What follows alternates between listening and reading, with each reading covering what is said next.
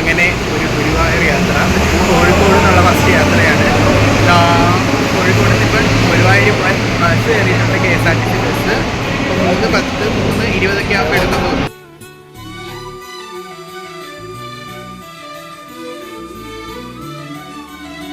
എത്തിയിരിക്കുകയാണ് Guruvayur KSRTC stand.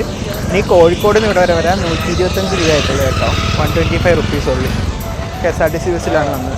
പക്ഷേ ഒരു 3:15 കയറി ഇപ്പോൾ ഒരു 7:30 ആയെന്ന് തോന്നുന്നു. അത്യാവശ്യം നല്ല ബ്ലോക്കും കാരണങ്ങളും നല്ല ലേറ്റായി.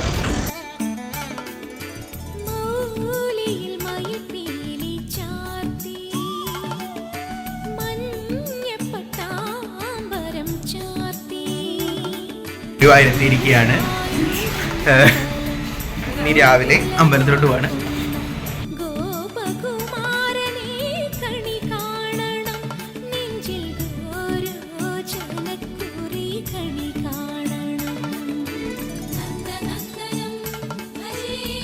നല്ല തിരക്കുണ്ട്, അത്യാവശ്യം നല്ല തിരക്കുണ്ടെന്ന് തോന്നുന്നു. ദീപാവലിയുടെ തലേന്നും കൂടെ ആയതുകൊണ്ടാണെന്ന് തോന്നുന്നു നല്ല തിരക്കുണ്ട്.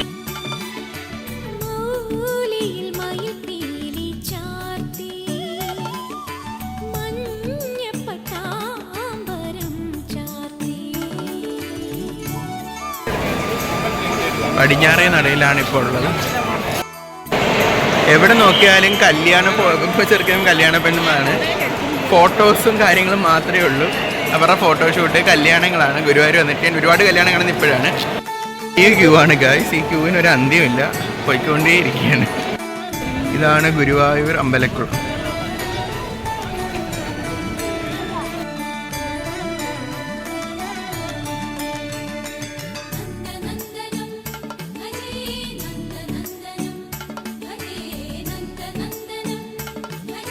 ക്യൂ നല്ല തിരക്കും ഉണ്ടായിരുന്നു. പക്ഷെ ഞങ്ങൾ തൊഴുതു. പക്ഷെ അകത്ത് മൊബൈലൊക്കെ എൻട്രി റെസ്ട്രിക്റ്റഡ് ആണ്. ഇപ്പം വെളിയിലാണ് നിൽക്കുന്നത്.